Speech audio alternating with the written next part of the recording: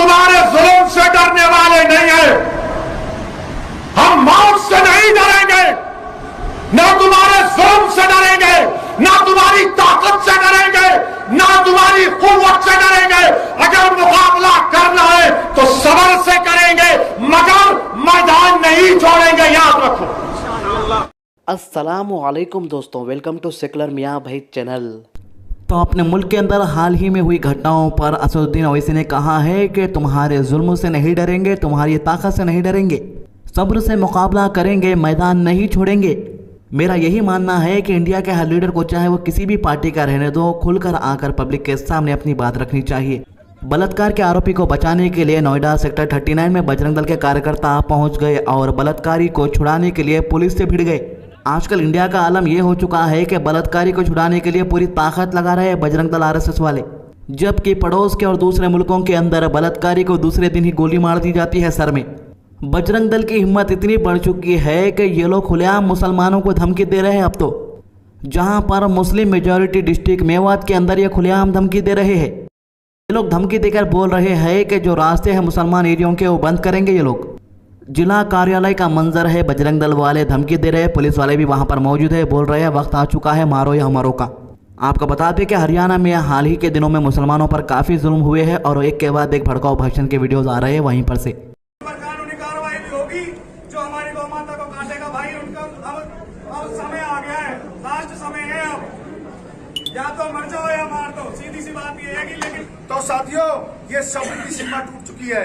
अगर ये गौ हत्या नहीं रुकती है और इस प्रकार के झूठे दबाव बना करके झूठे मुकदमे दर्ज करने का काम किया जाता है तो हिंदू समाज अब चुप बैठने वाला नहीं है। साथियों पूरे पराक्रम के साथ में होडल से लेकर के सोना तक चक्का जाम कर देंगे। मेवात का एक भी आदमी जो गौ हत्यारों के समर्थन में खड़ा है वो वहां से निकलने का काम करे, उनको मुंह तोड़ जवाब देने का कार्य है। देश का बल, देश का बल। जो लोग ये समझते हैं कि वो विधानसभा के अंदर जाकर के हिंदू समाज को बदनाम करने का काम करेंगे तो साथियों वो भी अपने आप को इस मैं यहाँ पर आज जिला कार्यालय, जिला लघु सचिवालय के यहाँ परिसर से बोल रहा हूँ साफ शब्दों में, वो लोग इस गंदी राजनीति को करना बंद कर दें। साथियों हम बिल्कुल भी नहीं झुकेंगे, बिल्कुल भी नहीं रुकेंगे और जो गो हत्या मेवात के अंदर हो रही है उसको रोकने के लिए आज से जन आंदोलन की शुरुआत हो चुकी है। साथियों पहले ये लोग जो है अंदरूनी या किसी गुफा के अंदर बैठ के इस तरीके की प्लानिंग करते थे, मगर आज खुले आम मुसलमानों को मारने की धमकी दी जा रही है। इन लोगों के इस भड़काऊ भाषण से आने वाले वक्त में क्या हो सकता है थोड़ा बहुत तो अंदाजा लगा ले ही सकते। जहांगीरपुरी के बाद अब शाकुरपुर में अंधभक्त और मियाँ भाइयों के बीच में लड़ाई हुई है और इस लड़ाई की पूरी वारदात सीसीटीवी में कैद हुई है और सीसीटीवी वीडियो भी हम आपको बता देते हैं। रात को हुई इस लड़ाई झगड़े के दौरान 8 से 10 नौजवान ने दूसरे समुदाय के संबंधित युवाओं पर हमला कर दिया। इसके बाद इलाके में तनाव फैल गया और मौके पर भारी तादाद में पुलिस बल तैनात कर दिया गया। पुलिस अधिकारी ने बताया है कि 2 दिन पहले एक समुदाय के लोगों ने दूसरे समुदाय के कुछ युवकों की पिटाई कर दी थी। इसके बदले की फिराक में दूसरे समुदाय के कुछ युवक रात को एच ब्लॉक शुक्रपुर इलाके में आए। मुंह गमछे में ढके युवाओं ने रास्ते में मिलने वालों की पिटाई कर दी। यही नहीं, एक नाई की दुकान भी घुसकर तोड़फोड़ कर दी है और इस घटना में 2 लोग घायल भी हुए हैं जिन्हें भगवान महावीर अस्पताल में भर्ती कराया गया। घटना की जानकारी मिलते ही नॉर्थ वेस्ट डिस्ट्रिक्ट के तमाम पुलिस अधिकारी भारी पुलिस बल के साथ मौके पर पहुंच गए और पूरे इलाके को पुलिस ने घेर लिया। ये पूरी घटना इलाके में मौजूद सीसीटीवी कैमरों में कैद हो गई जो आपके स्क्रीन के ऊपर है। बताया जा रहा है कि ये झगड़ा शाकुरपुर बस्ती के सी ब्लॉक व डी ब्लॉक में रहने वाले 2 पक्षों के बीच हुआ है। लोगों की माने तो जहां झगड़ा हुआ है वहां से डी ब्लॉक मस्जिद कुछ दूरी पर मौजूद है। बताया जा रहा है कि दोनों ब्लॉक में पहुंचने के लिए एक सामान्य रास्ता है, यानी नॉर्मल रास्ता है। देर रात तक भारी तादाद में पुलिस बल पूरे इलाके में मौजूद था। सभी लोगों को उनके घरों में भेज दिया गया जिसकी वजह से रात 10 बजे के बाद पूरे इलाके में कर्फ्यू का माहौल बन गया था। डीसीपी उषा रंगनानी ने 2 युवकों के बीच का विवाद बताते हुए कहा कि शिकायत के आधार पर कार्रवाई की जा रही है। अवाम यही कह रहे हैं कि जहांगीरपुर का जख्म अभी कम भी नहीं हुआ कि दूसरी तरफ एक और लड़ाई शुरू हो चुकी है। जिस तरीके से दिल्ली के अंदर एक के बाद एक मुसलमानों पर हमले हो रहे हैं, इससे साफ जाहिर होता है कि जिन ऑर्गेनाइजेशंस के जरिए ये हो रहा है उन्हें अब खामोश बिठाने का वक्त आ चुका है। यही वजह थी कि कल राजधानी दिल्ली में मौजूद जामा मस्जिद में हजारों लोगों को खिताब करते हुए शाही इमाम मौलाना सैयद अहमद बुखारी ने एक बड़ा बयान दिया है। हालात को नज़र में रखते हुए रमज़ान का पाक महीना अपने आखिरी पड़ाव पर है। कल जो अलविदा जुमा था वो रमज़ान का आखिरी जुमा है।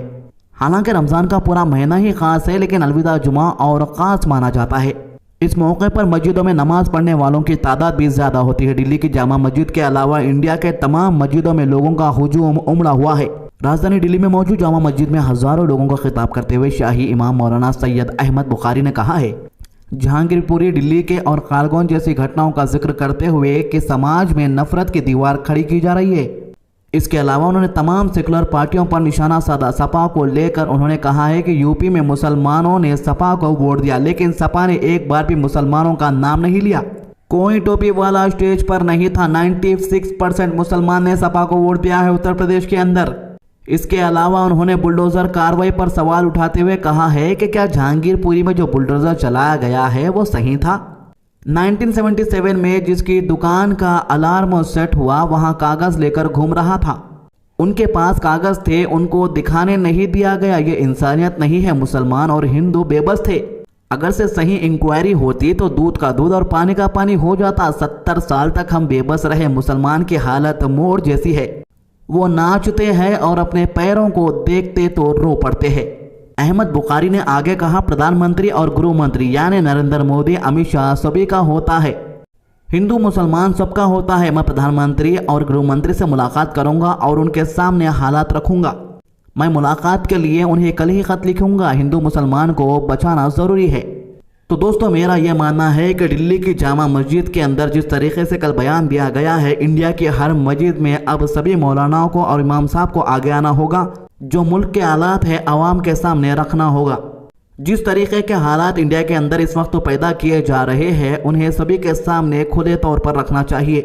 इंडिया के अंदर ताज़ा सांप्रदायिक हिंसा पर बोला मोहन भागवत, एक समुदाय अपनी अंतिम सांसें गिन रहा है।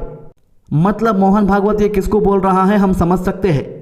आरएसएस नेता भागवत ये टिप्पणी इंडिया में बीजेपी हुकूमत जहां पर चल रही है, मध्य प्रदेश और गुजरात सहित लगभग आधा दर्जन स्टेट में रामनवमी और हनुमान जयंती के मौके पर हुए झगड़ों को लेकर कहा है। उसने कहा है कि कुछ सिंधी भाई अपने मजहब और ज़मीन की रक्षा के लिए पाकिस्तान में रुक गए थे और कई लोग ज़मीन की कीमत पर अपने धर्म की रक्षा के लिए भारत आए। उन्होंने कहा कि सिंधी समुदाय को केंद्र सरकार पर यूनिवर्सिटी की मांग पूरी करने के लिए दबाव बनाना होगा। मोहन भागवत ने बीजेपी को कहा कि यह सरकार हो या कोई दूसरी सरकार, यह समाज के दबाव पर काम करती है। सामाजिक दबाव सरकार के लिए पेट्रोल की तरह है। यदि आप सिंधी यूनिवर्सिटी के अपने सपने को साकार होता देखना चाहते हैं तो आपको इस सरकार पर दबाव बनाने की ज़रूरत है।